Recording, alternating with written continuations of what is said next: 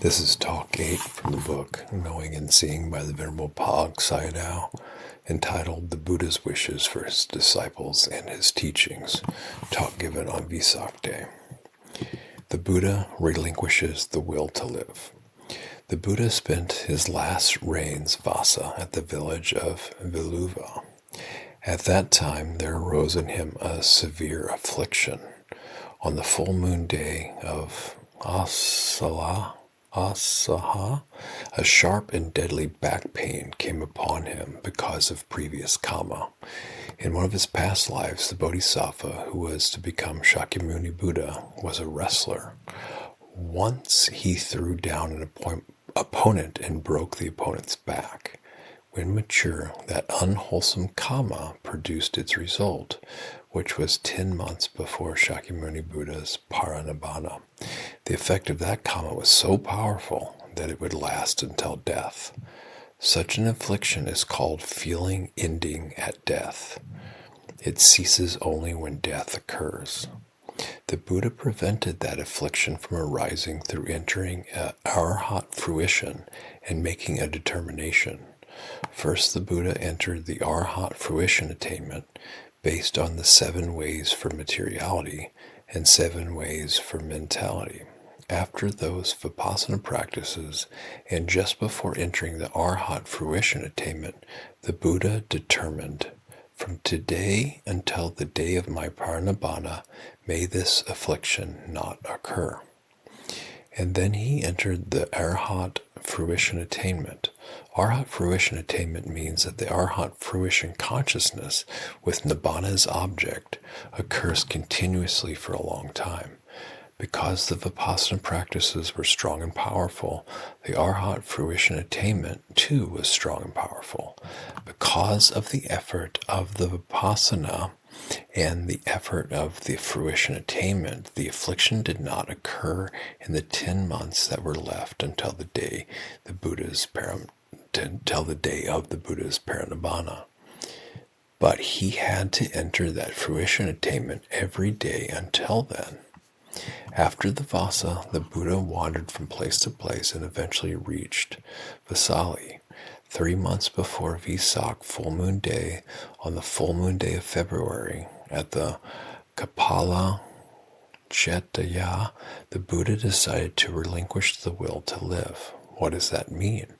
On that day he decided, from today until the full moon day of Visakha, I shall practice the fruition attainment, then I shall no longer practice it. The Buddha declares his wishes. So on that day, in front of the assembled Bhikkhu Sangha in the assembly hall of the Mahavana monastery, the Buddha announced that he had relinquished the will to live. He said to the Bhikkhu Sangha, Bhikkhus, you, to whom I have made known the truths about which I have direct knowledge, having thoroughly learned them, should cultivate them, develop them, and frequently practice them. The Buddha taught only the Dhamma about which he had direct experience. Here the Buddha declared his wishes for his teachings and instructed the Sangha as follows. Number 1, they should learn his teaching Dhamma thoroughly by heart, but learning by heart alone is not enough. This was the Buddha's first wish. Number 2, he instructed them to cultivate his teachings Dhamma. In Pali it is called asivitaba. It means that we must try to know this Dhamma and practice again and again. It is translated as cultivation.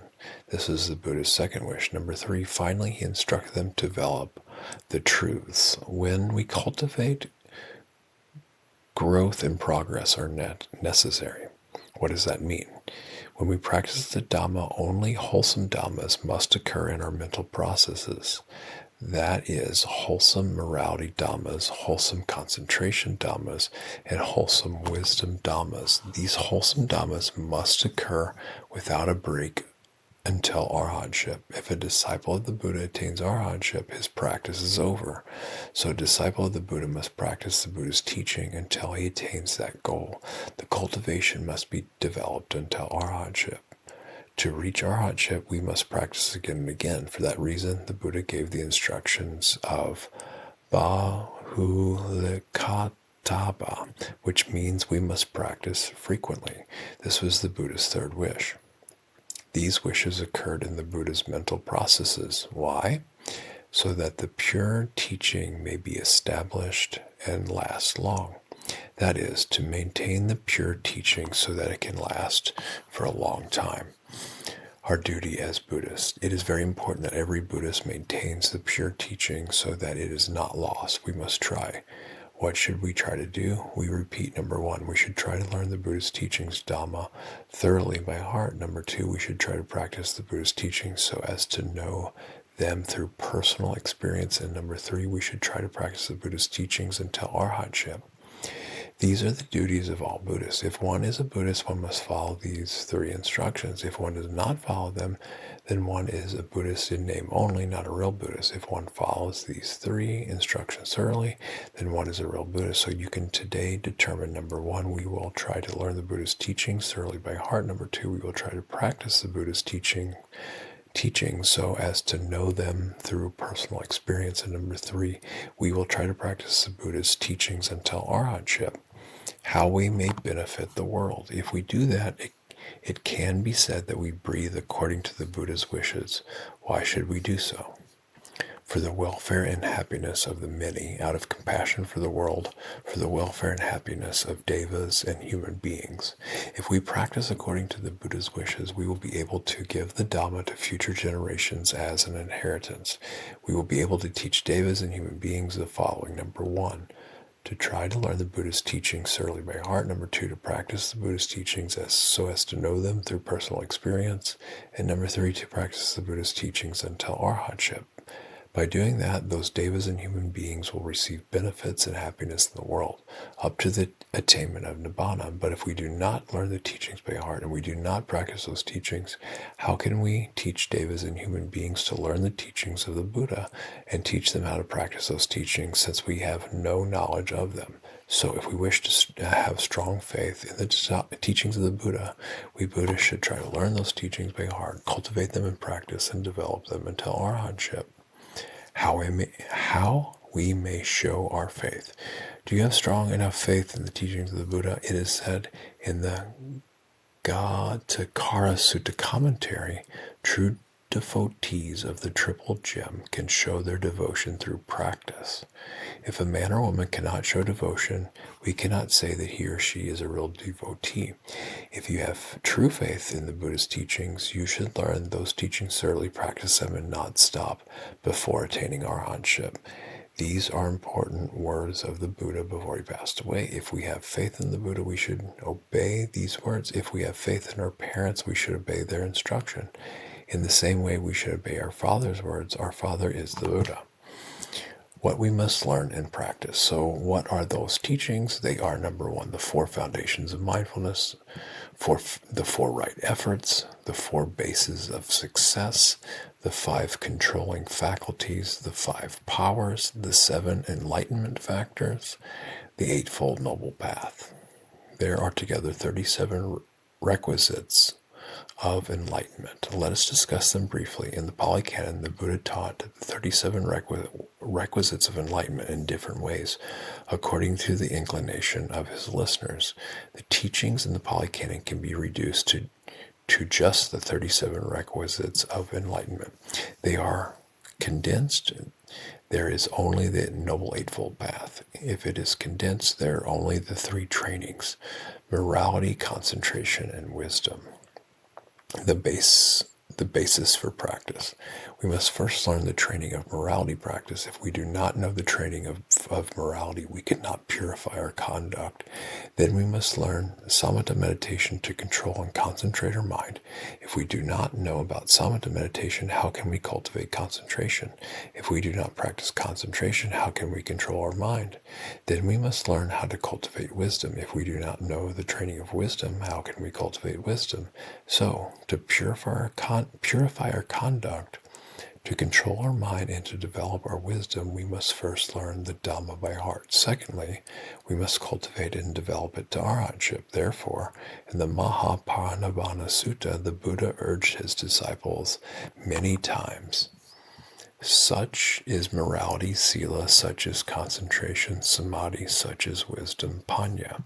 Great is the result, great is the gain of concentration when it is fully developed based on morality. Great is the result, great is the gain of wisdom when it is fully developed based on concentration. The mind that is fully developed in wisdom is utterly free from the taints of lust, the taints of existence, the taints of wrong views, the taints of ignorance. We all have a mind. If, based on morality, we can control our mind, then the power of that concentrated mind is wonderful. That mind can penetrate into ultimate materiality.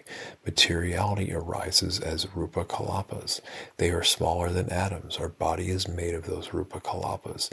The concentrated mind can analyze those rupa kalapas. The concentrated mind can also penetrate into ultimate reality of mentality. The concentrated mind can penetrate into their causes. The concentrated mind can penetrate into the nature of arising and perishing of mentality, materiality, and their causes. This vipassana knowledge is called wisdom. The wisdom progresses because of concentration based on morality. The concentrated mind and wisdom are willpower. This willpower can lead to the attainment of nibbana, the destruction of all attachment, all defilements, and all suffering. Everybody has a mind. When the mind is fully developed through concentration, the vipassana knowledge, the wisdom, can free one from the taints of lust and the round of rebirths completely. But that concentration must be based on morality. For lay people, the 5 precepts are necessary. They are, number 1, to abstain from killing any being. Number 2, to abstain from stealing. Number 3, to abstain from sexual misconduct. Number 4, to abstain from telling lies. Number 5, to abstain from taking beer and wine liquor. These 5 precepts are necessary for all lay Buddhists. If one breaks any of these 5 precepts, one is automatically not a real lay Buddhist. One's refuge in the Triple Gem has been made invalid. Buddhists must also abstain from wrong livelihood. They must not use possessions acquired by killing, by theft, by sexual misconduct, by lies, by slander, by harsh speech, or by frivolous speech.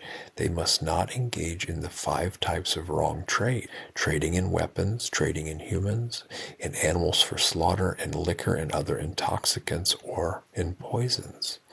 So morality is very important for all Buddhists, not only to attain nibbana, but also to reach a happy state after death.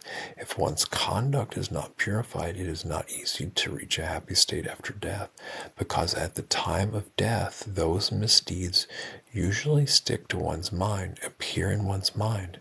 By taking one of those misdeeds as the object of the mind, usually one goes to one of the 4 woeful realms after death. Morality is also important to find happiness and peace in the present life. Without purification of conduct, one cannot find happiness or peace. Someone with a bad character is naturally surrounded by enemies. One who has many enemies cannot find any happiness. Samatha and Vipassana meditation. Then the Buddha taught the following. Though one should live 100 years without morality and without concentration, one's life is not worthy of praise. It is better to live a single day with the practice of morality and concentration. Why? Because the mind that is fully developed through concentration can produce great wisdom, which can see nibbana, the end of the round of rebirth, and can destroy all defilements and suffering. So we must practice samatha and vipassana meditation based on morality. In order to practice samatha and vipassana meditation, we must practice the 4 foundations of mindfulness. Number 1, body contemplation mindfulness. Number 2, feeling contemplation mindfulness. Number 3, consciousness contemplation mindfulness. And number 4, dhammas contemplation mindfulness. What is the body? Kaya. There are 2 types of body in Vipassana. The materiality body and the mentality body. The materiality body is a group of 28 types of materiality. The materiality body is a group of the mentality body is a group of consciousnesses and their associated mental factors. In other words, the two bodies are the five aggregates: materiality, feeling, perception, formations, and consciousness. But samatha meditation objects such as the breath, the 32 parts of the body as foulness, asubha, and the four elements are also called body, kaya. Why? They are also compactness of materiality. For example, breath is a group of rupa kalapas born of consciousness. If we analyze those rupa kalapas, we see that there are 9 types of materiality in each one: earth, water, fire, and wind element, color, odor, flavor, nutritive essence, and sound. The skeleton, too, is compactness of rupa kalapas. If the skeleton is alive, there are a total of 5 types of rupa kalapa. If we analyze those 5 rupa kalapa, we see that there are 44 types of materiality. Thus, under body contemplation, the Buddha taught 2 types of meditation, samatha and vipassana. Under body contemplation, he included anapanasati, mindfulness of breathing, and the 32 parts of the body, etc. So, if you are practicing anapanasati, you are practicing body contemplation. Those samatha practices go under body contemplation.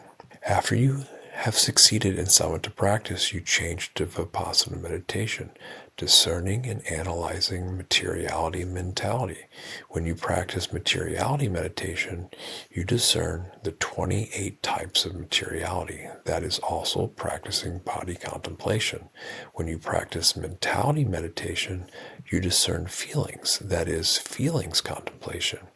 You discern consciousness, that is consciousness contemplation. You discern contact, that is Dhamma's contemplation. But discerning only feelings, consciousness, and contact is not enough to attain vipassana knowledges. So we must discern the remaining associated mental factors.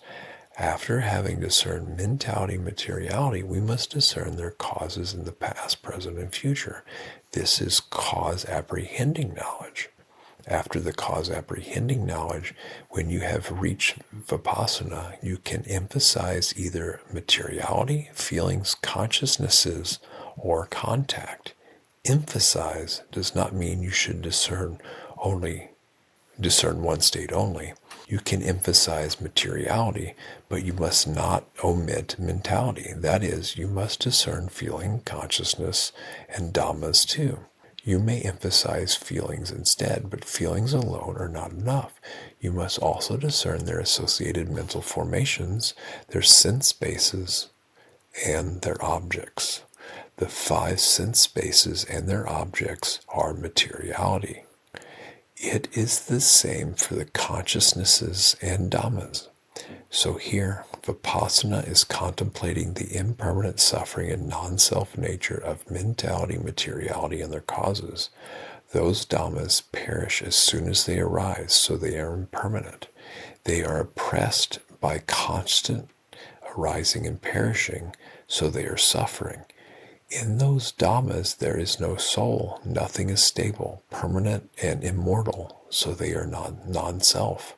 Discernment of the impermanent suffering and non-self nature of mentality, materiality, and their causes and effects is called vipassana meditation. When you practice samatha and vipassana meditation, we can say you are practicing the 4 foundations of mindfulness. When you practice the 4 foundations of mindfulness, you must arouse enough of the 4 right efforts. They are, number 1, the effort to prevent unwholesome states from arising. Number 2, the effort to eradicate unwholesome states that have arisen. Number 3, the effort to produce wholesome states that have not yet arisen. That is concentration, wholesome dhammas, vipassana, wholesome dhammas, path, wholesome dhammas, etc. And number 4, the effort to develop those wholesome states up to arhatship. How should you practice? You should practice according to the 4 foundations of mindfulness. When practicing, you must arouse enough of the 4 types of effort just mentioned. Even if my flesh and blood were to dry up, leaving bones and sinews only, I will not give up my meditation. End quote. When you practice, you should have the 4 bases of success. Number 1, desire. We must have strong and powerful desire to reach Nibbana. Number 2, energy. We must have strong and powerful energy to reach Nibbana. Number 3, consciousness. We must have strong and powerful consciousness to reach Nibbana. And number 4, investigation, Vimamsa. We must have strong and powerful Vipassana knowledges to reach Nibbana. If we have strong enough desire, we will attain our goal. There is nothing we cannot achieve if we have enough desire. If we have strong enough energy, we will attain our goal. There is nothing we cannot achieve if we have strong enough energy. Have enough energy. If we have strong enough consciousness, we will attain our goal. There is nothing we cannot achieve if we have a strong and powerful mind. If we have strong enough Vipassana knowledge, we will attain our goal. There is nothing we cannot achieve if we have enough wisdom. When we practice the 4 foundations of mindfulness, we should also have the 5 controlling faculties. They are, number 1, faith. We must have sufficiently strong faith in the Buddha and his teachings. Number 2, effort, virya. We must make sufficiently strong effort. Number 3, mindfulness, sati. We must have sufficiently strong mindfulness on the meditation object. If it is a samatha object, it must be an object like the anapana nimitta or kasina nimitta. If it is a vipassana object, it must be mentality, materiality, and their causes. Number 4, concentration, samadhi. We must have sufficiently strong concentration on the samatha and vipassana objects. And number 5, wisdom, panya. We must have sufficient understanding about samatha and vipassana objects. These 5 controlling faculties control the yogi's mind so it does not go away from the Noble Eightfold Path which leads to Nibbana. If you do not have any of these controlling faculties, you cannot reach your goal. You cannot control your mind. These controlling faculties have the power to control your mind so that it does not go away from your meditation object. This power is also called willpower, bala. From the point of view of willpower, the 5 controlling faculties are called the 5 powers, pancha balana balini. Apart from the 4 foundations of mindfulness, there are also the 7 enlightenment factors, sattva-bojjhanga, which are very important. They are number 1, mindfulness, sati. Number 2, investigation of phenomena, dhamma-vichaya. This is vipassana knowledge. Number 3, effort, virya. Number 4, joy, piti. Number 5, tranquility, passaddhi. Number 6, concentration, samadhi. Number 7, equanimity, upekkha. Finally, there's the Eightfold Noble Path: right view, right thought, right speech, right action, right livelihood, right effort, right mindfulness, right concentration. It is, in other words, morality, sila, concentration, samadhi, and wisdom, panya, the 3 trainings. We must practice these 3 trainings systematically. Altogether, there are 37 requisites of enlightenment. It was the Buddha's wish that his disciples learn these 37 requisites of enlightenment by heart and practice them until arhatship. If we do that, we can give this inheritance to future generations. Doing so, we and future generations will receive benefits and happiness in this world up to the attainment of Nibbana. The Buddha's exhortations to the Sangha. The Buddha said further, "Now then, bhikkhus, I exhort you, all formations are perishing things. Strive diligently." All mentality, materiality, and their causes are called formations, because they are produced by their respective causes. Formations are always impermanent. You should not forget about the nature of impermanence. It is because you forget about the nature of impermanence that you aspire for yourself, for your sons, daughters, family, etc. If you knew anything of the nature of impermanence, then throughout your life you would try to escape from it. So you should not forget how the Buddha exhorted us. Now then, bhikkhus, I exhort you, all formations are perishing things. Strive diligently. Then the Buddha said, the time of the Tathagata's parinibbana is near. 3 months from now, the Tathagata will attain parinibbana. That means he would pass away completely. Those words were really sad words to hear. The Buddha said also, my years are now full ripe. This lifespan left is short. He described his old age to the Venerable Ananda. Now I am frail, Ananda, old, aged, far gone in years. This is my 80th year, and my life is spent. Even as an old cart, Ananda is held together with much difficulty, so the body of the Tathagata is kept going only with supports. It is, Ananda, only when the Tathagata, disregarding external objects, with the cessation of certain feelings, attains to and abides in the signless concentration of mind, that his body is comfortable. The Buddha said further, departing, I leave you, relying on myself alone. That means he would attain parinibbana and depart from them. He had made his own refuge up to arhatship. The Buddha's advice to the bhikkhus. That is why the Buddha also said, therefore, Ananda, be islands unto yourself, refuges unto yourself, seeking no external refuge, with the Dhamma as your island, the Dhamma as your refuge, seeking no other refuge. And how Ananda is a bhikkhu, an island unto himself, a refuge unto himself, seeking no external refuge, with the Dhamma as his island, the Dhamma as his refuge, seeking no other refuge. Refuge? The Buddha's answer was as followed.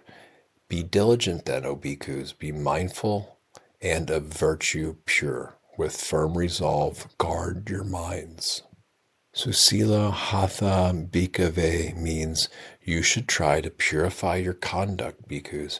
You should try to be bhikkhus who have complete purification of conduct. This means we must cultivate the training of morality, that is, right speech, right action, right livelihood. Susamahita sankappa. Susamahita means we must practice the training of concentration, which is right effort, right mindfulness, and right concentration. Sankappa means the training of wisdom, which is right thought and right view. Appamada means to see with vipassana knowledge the nature of impermanence, suffering, and non-self in formations. Satimanto means that when we practice the 3 trainings of virtuous conduct, concentration, and wisdom, we must have enough mindfulness. So we must be mindful and diligent. Mindful of what? Mindful of the 4 foundations of mindfulness, of mentality, materiality, or in other words, we must be mindful of formations. Finally, the Buddha said, whoever earnestly pursues the Dhamma and the discipline shall go beyond the round of birth and make an end of suffering. So, if we want to reach the end of the round of rebirth, we must follow the Buddha's teaching, that is, the Noble Eightfold Path. Let us strive with effort before death takes place. May all beings be happy. This ends Talk 8 of the book, Knowing and Seeing by the Venerable Pa-Auk Sayadaw.